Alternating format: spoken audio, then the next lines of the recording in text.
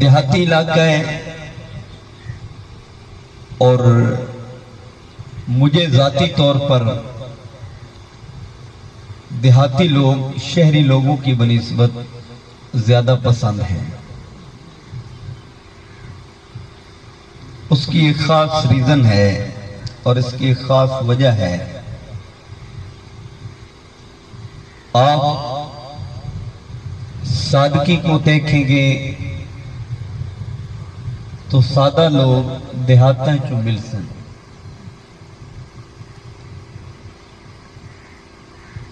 صدق پہ اور صداقت پہ آپ دیکھیں گے تو آپ کو دیہات میں لوگ زیادہ ملیں گے۔ فطرت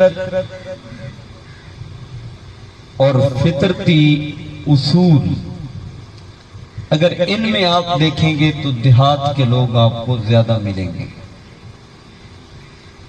بادی اور دیہاتی علاقے کو خدا نے بھی پسند کیا ہے اور خدا کے مصطفیٰ نے بھی پسند کیا ہے۔ آپ حضور کی سیرت کو دیکھیں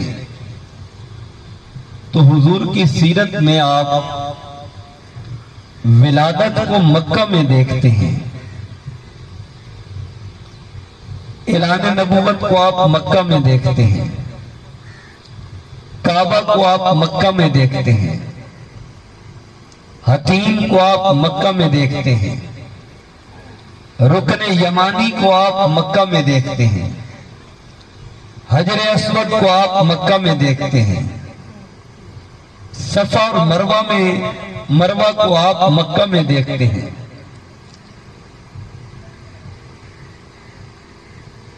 عرفات کو،